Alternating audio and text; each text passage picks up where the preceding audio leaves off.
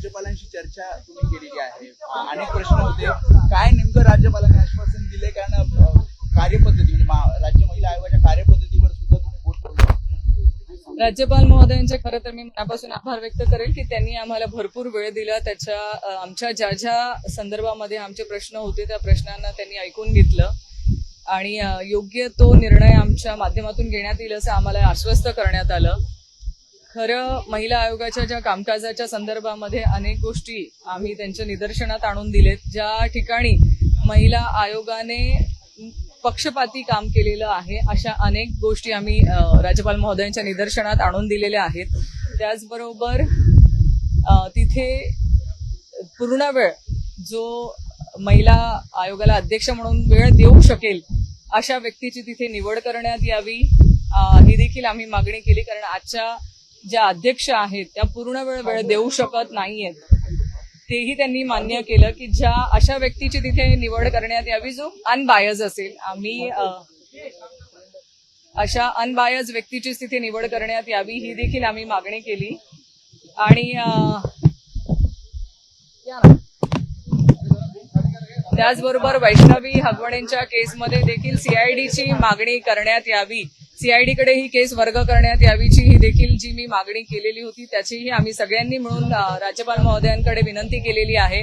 खरं तर आज महाराष्ट्रामध्ये ज्या महिला अत्याचाराच्या घटना मोठ्या प्रमाणामध्ये वाढत आहेत, खेड्यापाड्यांमध्ये गाव वस्तीपर्यंत जर आपण बघितलं असेल तर अनेक घटना ह्या समोर येताना दिसत आहेत. त्यामध्ये हुंडाबळी असेल किंवा अत्याचाराच्या घटना असतील. इव्हन आपण बदलापूरच्या घटनेमध्ये बघितलं की एका 4 वर्षाच्या 5 वर्षाच्या मुलीवरती अत्याचार झाला. त्यांना तक्रार नोंदवताना देखील सगळ्या लोकांनी एकत्र येऊन आंदोलन केल्यानंतर ती तक्रार नोंदवल्या गेली. म्हणजे एका महिलेला पोलीस स्टेशनला गेल्यानंतर तक्रार नोंदवताना देखील अनेक संकटांना सामोरे जावं लागतं.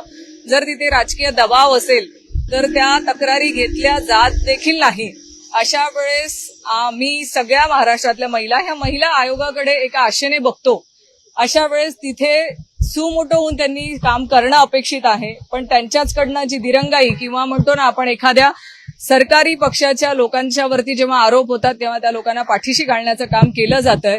असे होऊ नये आणि महिलांना न्याय मिळावा, त्यांच्या तक्रारी ह्या लवकरात लवकर नोंदवण्यात याव्या. पोलीस स्टेशनमध्ये त्यांना 1.5 दिवस 2 दिवस थांबण्यात येऊ नये, तो त्रास त्यांना जातो. वैष्णवी हगवणेंच्या केसमध्ये तुम्ही बघितलं असेल तर 1.5 दिवस त्याच्या आई वडिलांना तक्रार नोंदवण्यासाठी पोलिसांकडनं मज्जाव करण्यात आला होता. म्हणजे त्याचं उत्तर अजूनही कोणी दिलेलं नाहीये की 1.5 दिवस का लागला, वैष्णवी हगवणेंच्या मृत्यू प्रकरणी केस का नोंदवल्या गेली नाही, त्या केसमध्ये अजूनही जे कलम लागायला हवे होते ते कलम का लागण्यात आले नाही, अजूनही सौम्य प्रकारचे कलमच का आहेत, असे अनेक प्रश्न आहेत. म्हणजे इथे पॉलिटिकली नेक्सस आहे हे आम्ही ओरडून सांगतोय, पण या सगळ्या गोष्टींमध्ये मुद्दाम दुर्लक्ष होतंय.